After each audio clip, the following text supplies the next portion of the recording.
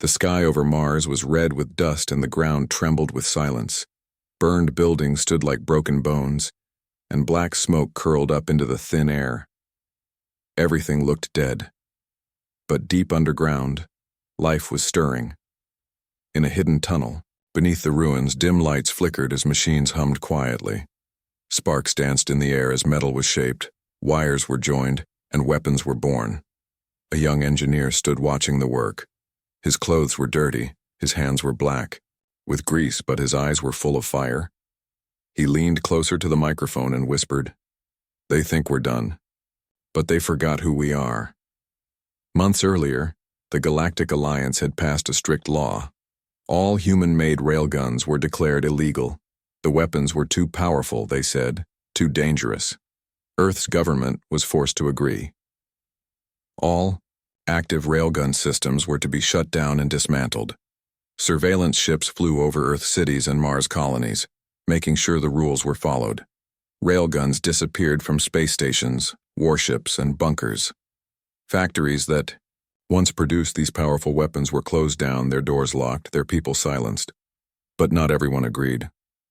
Deep in the red deserts of Mars, far from Alliance eyes, a secret group of engineers and ex-soldiers met in silence. They called themselves the Core. They believed the ban wasn't for peace. It was for control. The Alliance feared Earth's strength. Humans had come too far, too fast. The ban was just the beginning of something worse. So the Core made a choice. They wouldn't stop. They wouldn't obey. They would build more. Hidden beneath a collapsed mining colony, they found tunnels from old wars, forgotten places, the perfect cover. Supplies came in small shipments. Power came from stolen solar grids. Slowly, railgun parts started appearing again. Coils, barrels, magnetic rails. Newer, faster, stronger than before. Everything was done by hand, in silence. Every spark was watched. Every sound carefully hidden. Even satellites couldn't detect them. The leader of the Core was Colonel Mira Carson. Once a decorated officer in Earth's defense fleet, she had been thrown out after speaking against the Alliance. She was smart, calm, and fierce. People followed her without question. Mira had seen what the Alliance could do. She knew what was coming. "If we give them our claws," she told her team, "they'll cut out our teeth next." Her right hand was an engineer named Lex. He was the youngest but also the fastest with code and machines. He could build a targeting system from scraps. He never asked why. He only asked how fast. There was also Rhea, an ex-sniper who could shoot a rail slug through a coin from a mile away. And Noah, the quiet one, who spoke only when he had something important to say, which was rare but always sharp. They worked day and night, sometimes sleeping only 2 hours, sometimes less. They built railguns on tracks, on drones, even inside old mining robots. But they weren't planning to attack. Not yet. They were building because they knew a storm was coming, and they needed to be ready. Then one night everything changed. Lex was scanning frequencies from an old antenna tower above the colony. He listened to static as he always did. Most nights, it was empty. But this time, something strange came through. A short signal, a pattern, a message. He ran it through the filters, then froze. It wasn't human. He rushed down to the lab where Mira and the others were finishing a new coil gun prototype. "We've been seen," he said. Someone knows." Mira stared at the screen. The signal was weak, bouncing between satellites, but it had clear data tags, Alliance surveillance, possibly automated, possibly not. The message was simple, but chilling. "Unauthorized railgun energy spikes detected. Location marked. Investigation pending." Rhea stood still, her hands tightening into fists. Noah said nothing, just walked to the weapons cache and began checking the rounds. Mira didn't panic. She looked around the lab at the weapons they had built, at the tired but determined faces of her team. "They found us sooner than we thought," she said, "but that doesn't change the plan." They started preparing for a possible breach. Tunnels were locked down. Backup generators were activated. Defense bots were armed. They didn't know when the Alliance would arrive, but they knew it was coming.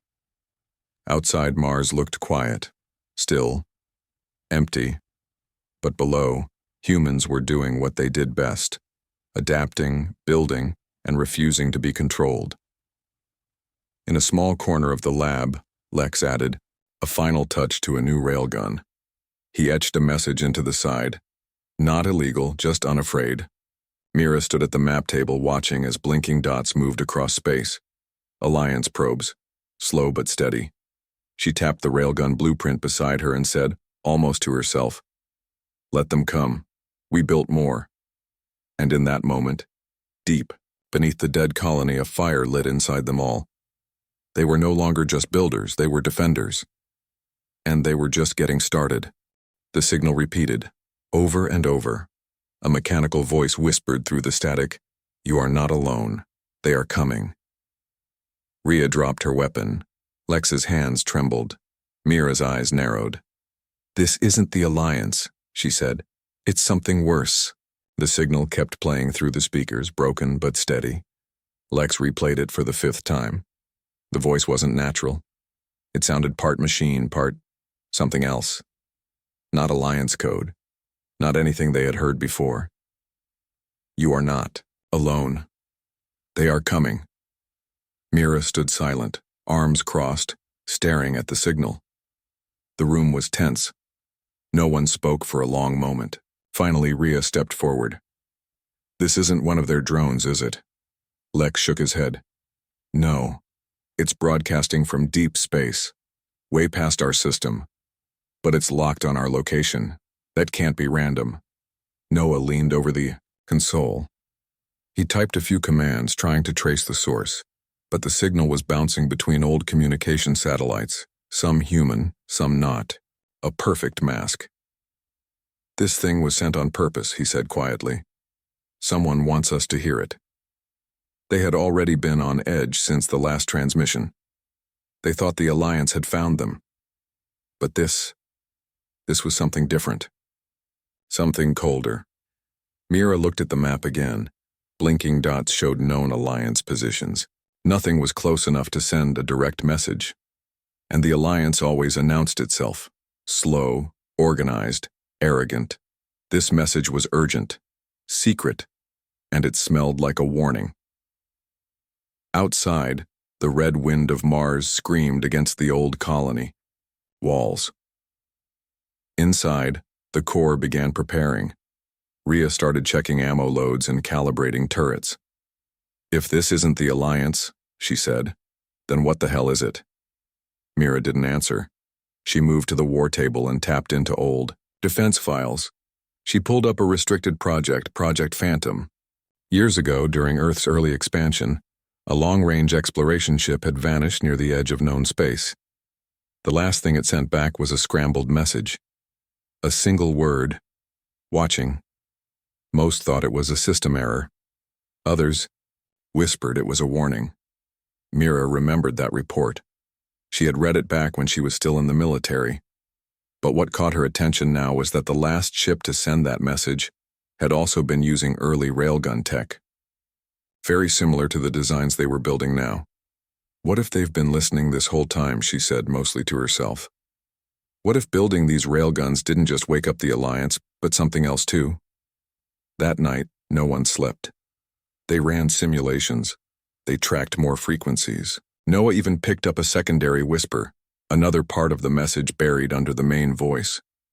"Do not fire. They see magnetic heat." Lex's eyes went wide. Railguns leave a magnetic trail. If someone is hunting for those signals, we're practically waving a flag at them. Mira nodded. "They're not just coming for us, they're coming because of us." The next morning, a small drone scout they had sent beyond the colony perimeter came back, burned. Not destroyed by laser. Not shot. Just melted. Its metal was warped. Its core turned to ash. Something had passed near it. Something that ignored traditional weapons, something too fast to see. They watched the footage. It showed nothing, just static. But in one frame, less than a second long, Lex paused the video. There was a shape, a shadow. Not human, not machine. We need more. Defenses, Rhea said, voice steady but tight.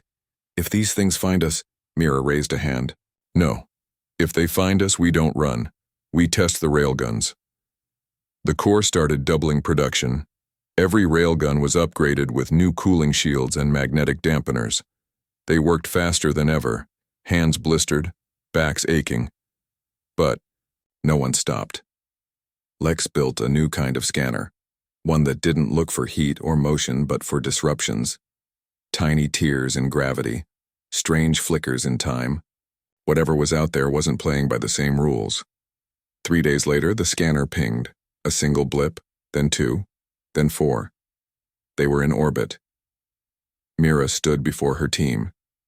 Her voice was calm, but her words hit like bullets. Whatever sent that message. It's here. And it doesn't care about laws, doesn't care about politics. We built these railguns to defend ourselves from the Alliance. But now we're facing something much worse. She loaded a rail slug into the nearest turret. We built more. Now we find out if it was enough. Outside, the Martian winds roared. Inside, the Corps waited. Above them, shadows moved in silence. And they were getting closer. A sensor alarm shrieked through the base. Lex sprinted to the console, fingers flying. They're not ships, he whispered. They're alive. Rhea cocked her rifle, her voice cold. Then we shoot them like anything else. Mira's reply was just one word. Ready. The alarm hit them like a hammer, screeching, sharp, urgent. Every light in the underground lab blinked red. Lex was already moving, sliding into the main control chair and pulling up the orbital scan. He froze. 4 heat signatures. No engines. No power cores. No signal IDs. They weren't machines. They weren't even satellites. They were alive. I don't think they're ships, he muttered. They're moving like animals. Or drones. Organic maybe, but not human, not by a long shot. Mira leaned over his shoulder, eyes scanning the flickering shapes on the screen. The objects hovered in low orbit just above Mars, slowly circling the colony like vultures. What are they doing? Rhea asked. Watching, Noah said. His voice was calm, but something in his face had changed. Just like the last message said. Mira turned to the team. We can't panic. We planned for Alliance gunships. Not this, but the principle is the same. We hold the base. We finish the weapons. Outside, the windstorm had picked up. The ruined buildings above them groaned with every gust, but none of it drowned out the feeling growing in their guts. Something was waiting. Hours passed. The orbiting entities didn't move closer, didn't attack. They just hovered, watching, studying. Then, without warning, one of them dropped. It didn't fall like a ship. It glided silently without leaving any trail behind. It passed through the clouds like smoke and touched down less than a mile from the outer tunnel entrance. Lex tried to aim a drone camera at it, but every system shorted out the moment the image focused. All they saw was a blur, black, shifting, humming like a deep growl beneath the air. Mira made the call. Rhea, Noah, with me. We go topside. We get eyes on this thing. No drones? Rhea asked. Fried, Lex replied. And the railgun systems aren't calibrated for this kind of movement. Then we do it the old way, Mira said. She grabbed a rail carbine from the rack and chambered a slug. If it bleeds, we'll see it. They moved through the tunnels quickly, efficiently, like old soldiers. Up to the surface through the sealed hatch beneath the broken comms tower. The Martian air was thin and sharp. Visibility was low from the dust storm, but they didn't need clear skies to feel it. The air itself vibrated with something wrong. And then they saw it. It wasn't tall, maybe the size of a small tank, but it didn't walk. It hovered above the ground, shifting like ink in water. No face, no features, just a mass of black matter glowing faintly at the core. It didn't move toward them. It didn't attack. It just watched. Mira raised her weapon. On my signal, The creature pulsed. A wave of invisible force slammed through the air, knocking the team back. Their weapons glitched. Comms went dead. Mira hit the ground hard, ears ringing, but she didn't let go of her gun. "Fire!" she shouted. Rhea didn't hesitate. She pulled the trigger. A rail slug shot through the storm, glowing white-blue as it accelerated. The creature dodged. It no thrusters, no sound, it just shifted, like it wasn't fully in this world. The slug hit the rocks behind it, leaving a massive crater. But then, something else happened. The creature stopped glowing. Its form rippled. For the first time, it looked unstable. Hurt. Mira's eyes lit up. It felt that. Noah was already loading another round. "Let's see how many it can dodge." The team fired again. 3 shots. The creature twisted midair, but one slug grazed it. A hiss filled the air like metal screaming. The creature recoiled, then launched upward, faster than anything they'd ever seen. In seconds, it was gone. Back in orbit. Back to watching. They made it down to the base in silence. Lex met them at the hatch, eyes wide. "You heard it?" he asked. Mira nodded. "Barely, but that's something." Rhea dropped into a chair. "That thing wasn't just a scout. It was testing us." Lex opened a new file. He started calling it what it was. Shadow Class, Unknown Entity. Noah wiped the blood from his temple. "And now it knows we can hurt it." Mira leaned on the table, breathing slow and steady. "Good. Let it know." That night, the team worked non-stop. Every railgun was tuned tighter. Slugs were modified with dense uranium tips. Lex even started working on a prototype auto-targeting coil gun meant to track faster than light movement. No one mentioned the Alliance anymore. Not tonight. Because whatever was up there was already inside the atmosphere, and next time it might not come alone. The alarm blared again. Lex stared at the screen, pale. There's no heat signature, no engine, and no metal. But it's up there. Watching. Mira's voice was a whisper. "What kind of weapon doesn't even exist on our sensors?" Inside, the underground base, the tension was thick. Everyone stood frozen as the scanner continued its slow, haunting beep. Lex had never seen anything like it. 4 objects in low orbit, but they didn't act like ships. They didn't give off energy. Trails. No engines, no signals, not even a shadow on thermal scans. Yet, they were there. Noah tapped the screen. "They're hovering, tracking the colony, not moving fast, just watching." Mira narrowed her eyes. The message warned us. "You are not alone. They are coming." She leaned over Lex's console. "How long have they been up there?" "Best guess," Lex said. "About 2 hours before we picked them up." 2 hours? Rhea repeated. Then they saw the test. Everyone fell silent. Earlier that day, they'd tested the largest railgun they'd built so far, Model 6. It had punched a solid tungsten slug through a mock target at 12 kilometers with no loss of mass. They'd all celebrated. But now, it felt like that test had triggered something watching from the dark. "They didn't show up until the railgun fired," Mira said, voice steady. "They're not the Alliance. The Alliance sends warnings, patrols, orders," Lex whispered. "These things don't send anything. They just arrive." Mira made a decision. "Prep the launch pad, we need a visual." Within an hour, they launched one of their stealth drones. It was fast, small, and built to avoid detection. They sent it up through the dust-filled skies of Mars and straight into the black above. The moment the drone reached the edge of orbit, its camera flickered. Static filled the screen.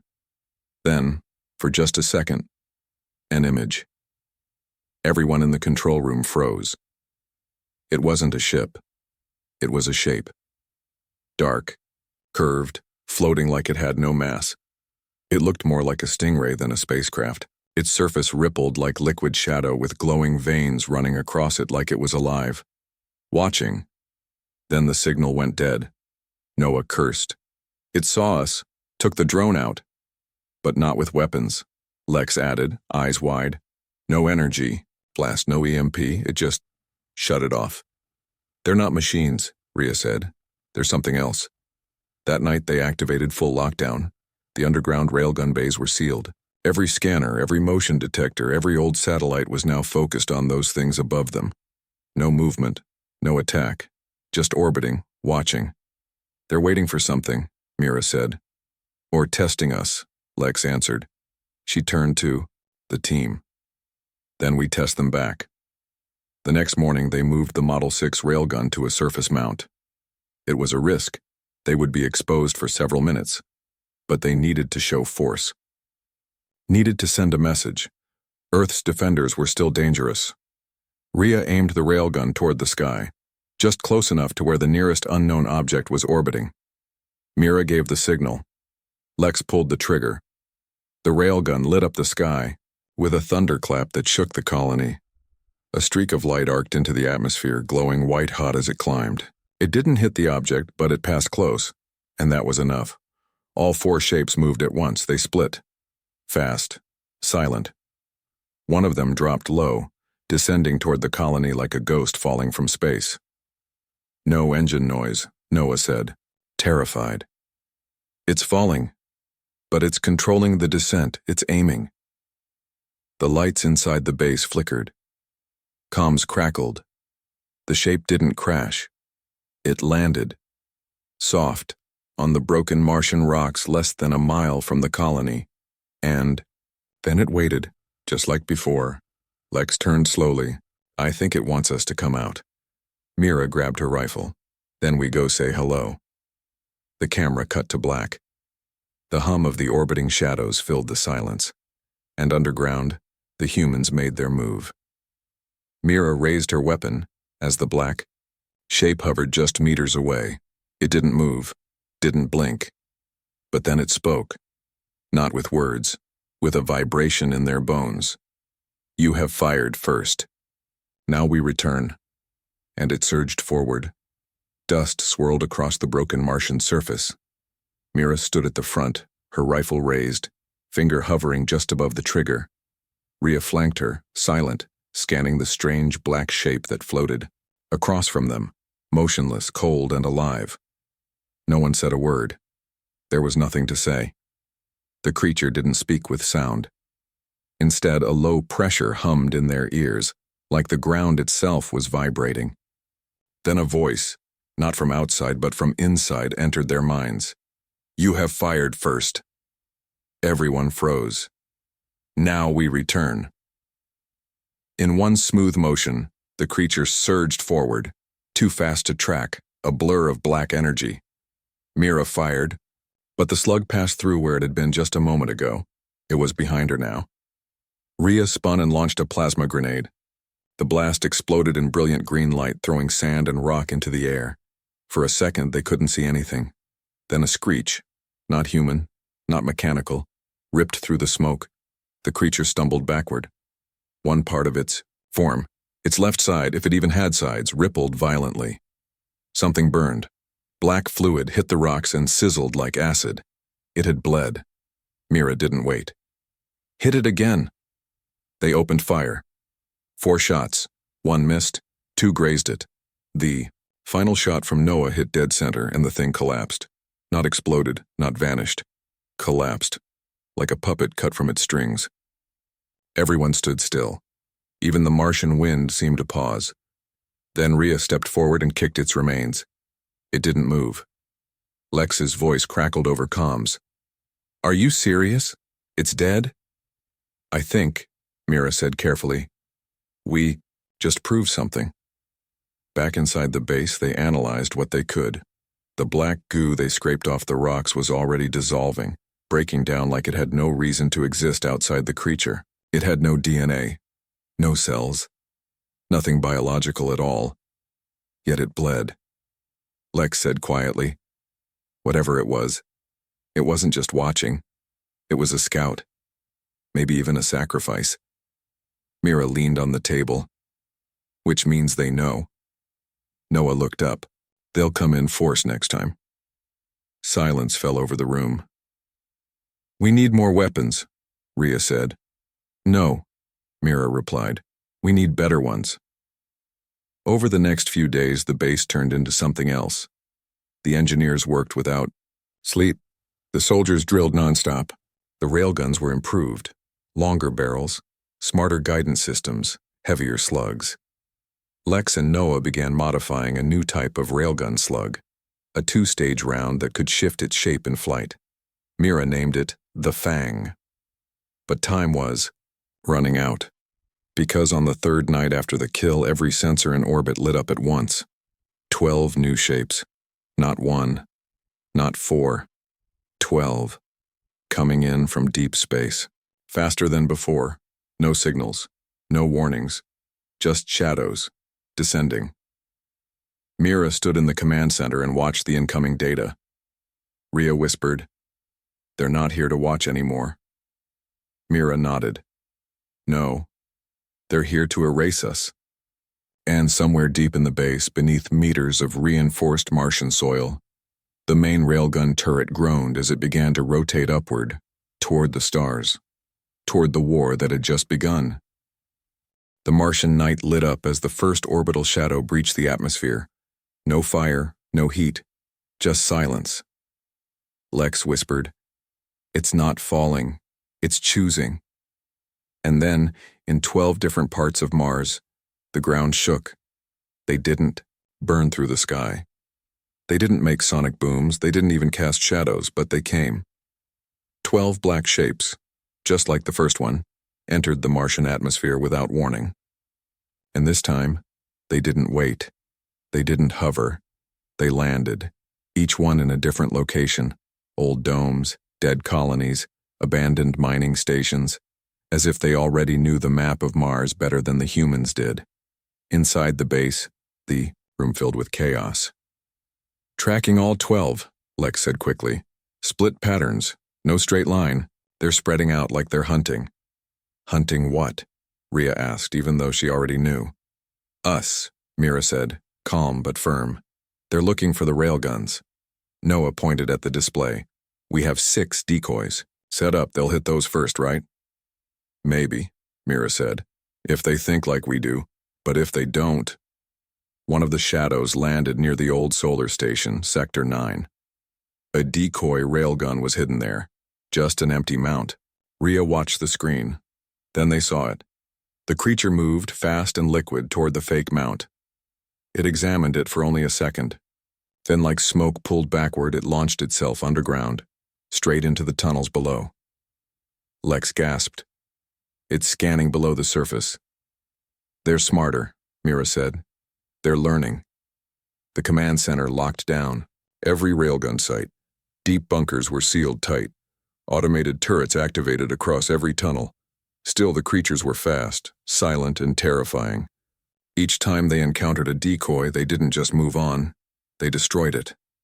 Not with weapons, but by touching it. The metal would disappear. It wasn't melting. It was like being erased. Noah whispered, "They're not just here to kill us. They want to wipe away what we are." Mira's voice cut in. "Then we give them something they can't erase." She gave the order. "Prepare the strike. Launch Railgun Model 7, the newest and most powerful version, at the nearest enemy," Lex protested. "We only have 1 slug for it." "Then we better make it count." They targeted the shadow in Sector 4. It had just destroyed a mining station and was tunneling deeper. Mira waited until it hit bedrock. Then she gave the command. The base shook as the Model 7 railgun fired. No trail, just a scream of air, and then a sound like the planet itself groaned. The slug hit. The crater glowed white-hot for seconds. Everyone held their breath. Then, movement. The black shape crawled out of the hole. Alive. Barely. It had changed. Its skin rippled uncontrollably, limbs twisting, half its body gone. But it was still moving, struggling.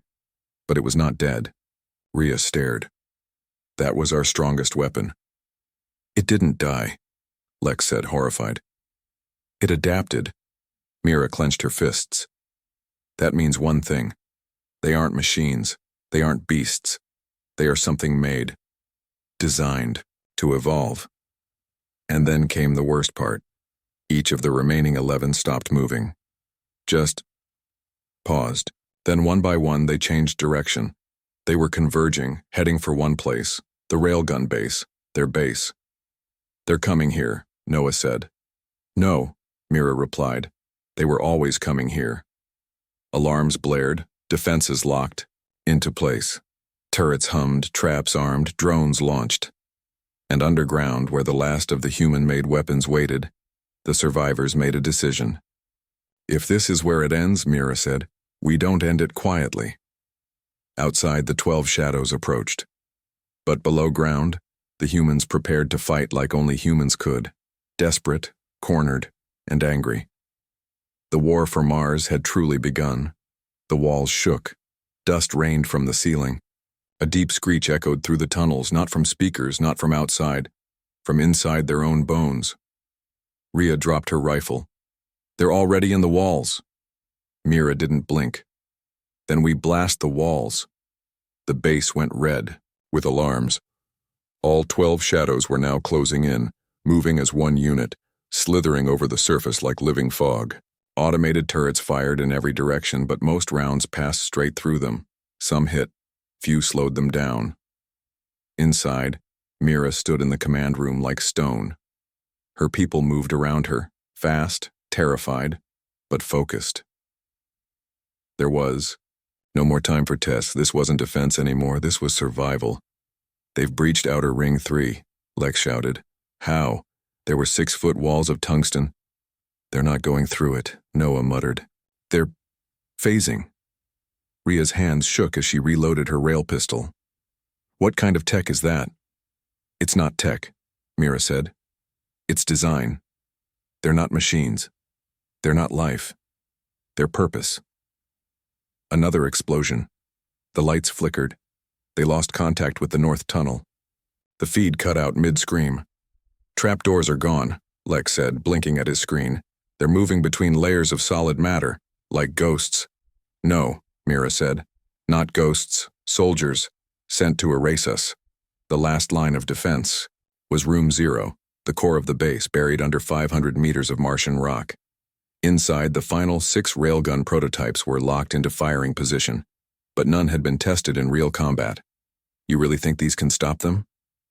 Noah asked as he ran beside Mira toward the vault. She didn't answer. Instead, she tapped a button on her wrist pad. A voice rang out across the base, loud and clear. "This is Commander Mira Kale. You do not stand alone. If you can hear this, load everything you've got. We don't surrender, we reload." The message repeated on every channel, every speaker, every helmet. Rhea grinned through her fear. "Nice speech." "It's not a speech," Mira said as they entered the vault. "It's a warning." The team began pulling back to the core, leaving auto defenses behind them. In the tunnels above, the 12 shadows broke through another barrier. One of them screamed, a horrible bending sound that made everyone flinch, and then it happened. They entered the inner base. Not with explosions, not with brute force. They just appeared. The first one emerged through the reactor wall. Its surface cracked and shimmered. Its body was longer now, leaner, adapting again. The railgunners fired. The slugs ripped into it. Unlike before, the creature bled more violently. It fell back, but didn't die. "Reload," Mira shouted. The creature rose again. Then the second one arrived. Then the third, then all 12. They surrounded the humans, moving fast, shifting their shape with every hit they took. Mira knew they couldn't kill all of them, not like this.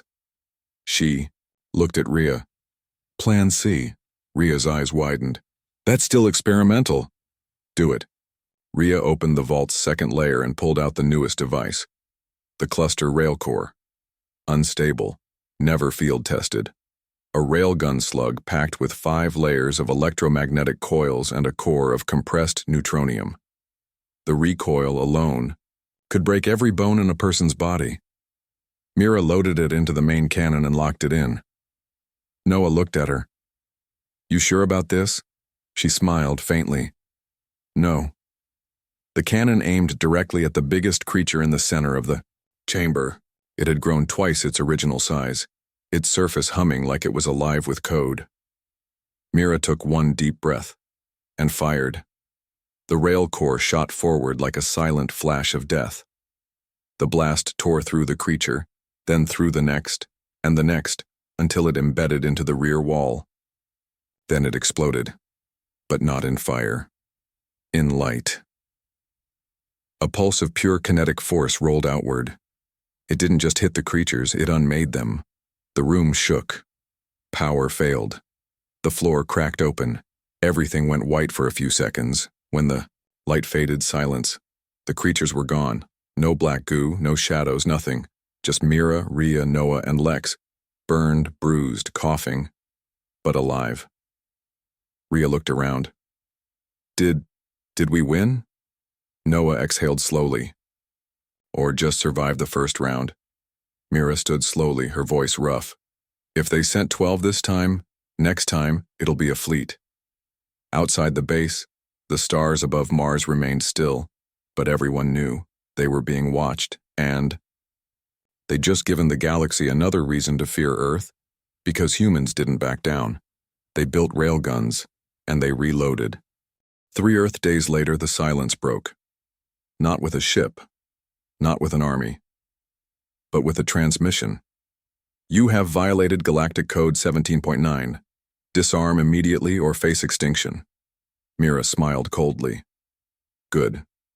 Now we know where to aim. The message came straight from the Galactic Alliance High Council. No signature, no voice, just a flat robotic warning. A list of coordinates marked as targets of disobedience. Mars base was at the top. Mira stood in the newly reinforced command room, arms folded. Her bruises had barely healed. Power was still flickering across half the base, but the core systems were online again, and the railguns were humming. They're calling it a violation, Lex said, reading the data. They attacked us. They didn't send machines, Rhea muttered. They sent experiments, weapons they could deny. And now, Noah added, they think we'll just stand down. Mira didn't even look up. They don't know us very well. The team had spent the last 3 days rebuilding, reloading, and more importantly, transmitting. The humans hadn't just survived. They had recorded everything. The creature's biology, its energy patterns, how it phased through matter, how it adapted. Then, Earth did what humans always did when facing a mystery. They reverse-engineered it deep beneath the Martian soil.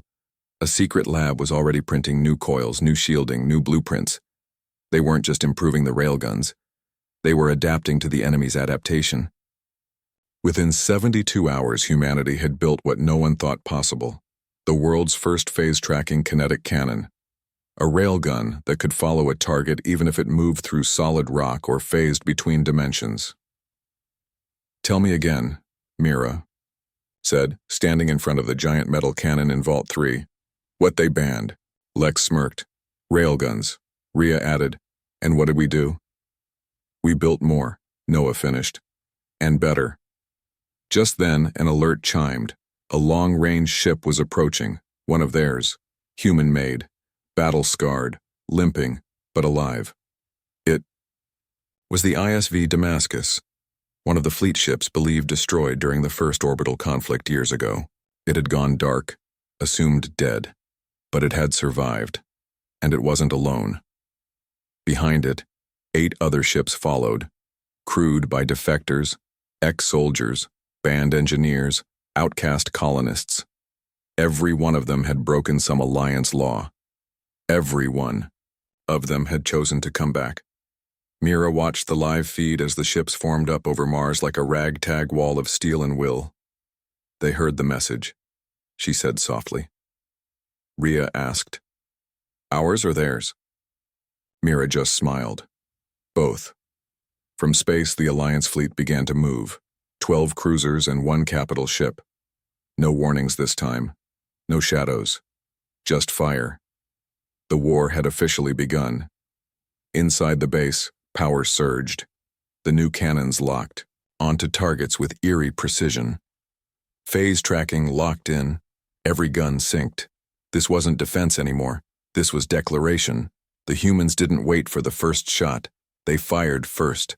12 shots, 12 streaks of light, sliced upward, through the Martian sky.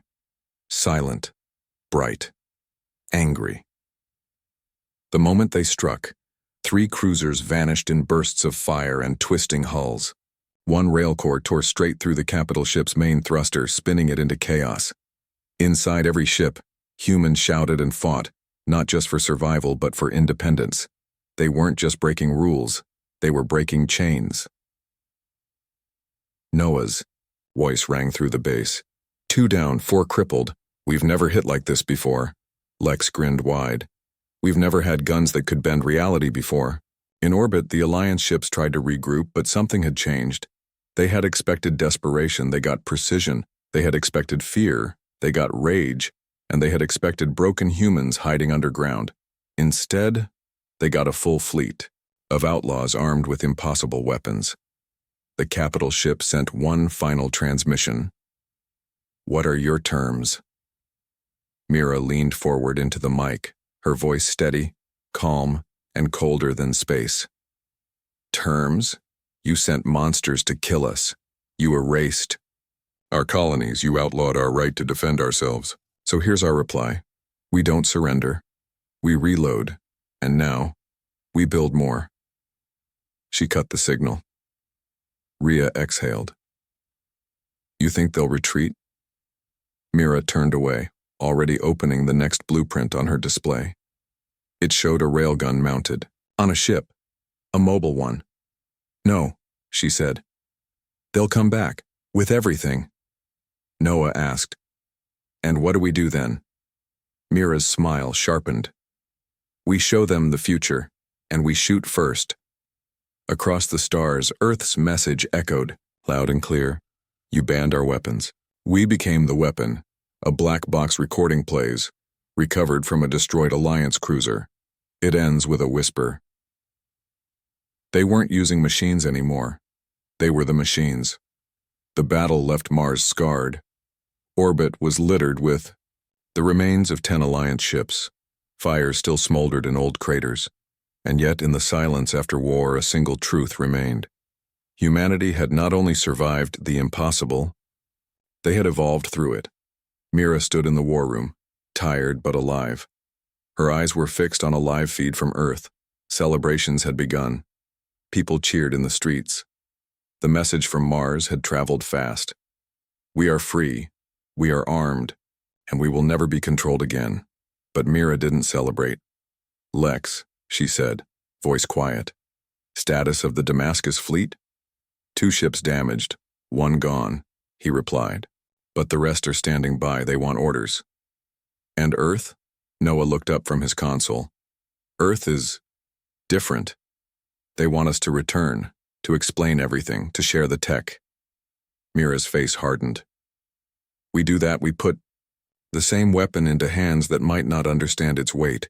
Rhea asked the question hanging in all their minds. Then what do we do with this power? Mira didn't answer right away. Instead, she opened a secure file, one no one had seen but her. Inside were schematics, dozens, railgun variants, phase cannons, even an orbital forge station that could build weapons in space without needing a planet. Wait, Lex whispered. Where did you get these? I didn't get them, Mira said. I made them. Everyone stared. These past months, she continued, weren't just about building weapons. I was building an idea, one that could survive me, one that couldn't be banned or silenced. She pressed a button. A hologram burst into the air, a new network of colonies, hidden stations, orbital platforms, all weaponized, all automated. Self-replicating grid of resistance. You created a machine society, Rhea said, her voice trembling. You turned us into the railguns. No, Mira said. I gave humanity the one thing the Alliance feared most. Which is? Mira looked straight at them. The ability to never need them again. That night, the Damascus fleet didn't return to Earth. They left Mars orbit and activated deep space drives, heading beyond the Alliance's mapped zones. Their orders were simple. Spread the tech, train the outcasts, fortify the forgotten. The galaxy would no longer be ruled by fear, or bureaucracy, or codes written in ivory towers. It would be ruled by the ones who survived it. Back on Mars, Mira remained alone in the command room. Her eyes stared up through the reinforced dome at the stars. She whispered, "We were never just building railguns. We were building a new kind of human." Just then a light blinked on her console. A ping, unusual frequency, an unknown signal, encrypted, old tech, human-made. She decrypted it slowly, then froze. The message was short. "They're not gone. They're waiting, and they're not from the Alliance." For the first time in weeks, Mira felt something she thought she'd buried. Chill. The screen flickered. Coordinates appeared. Deep space. Beyond the edge of every known map. Rhea rushed, in breathless. "Mira, what is it? Another Alliance wave?" Mira shook her head. "Worse," Lex asked. "How worse?" She turned the screen. The coordinates shimmered, and behind them, a symbol emerged, one no one had seen in centuries. A symbol of a long-dead civilization, one that used to rule galaxies, one that vanished mysteriously. And now, it was sending signals. Mira whispered, "We thought we were fighting our last war, but it was just the start." She closed the screen, then turned to her crew. "Prep the fleet. We go dark. We go deep. We find out what's out there before it finds us." And with that, the humans, railgun-born, battle-forged, outlaws, no more, set out into the stars. Not to conquer, not to destroy, but to do what humans had always done best. Adapt, survive, evolve. And when the galaxy looked for the next chapter of power, it would not find a council, or a law, or a king. It would find Mira. And behind her, the guns that learned to think, and the humans who built them anyway.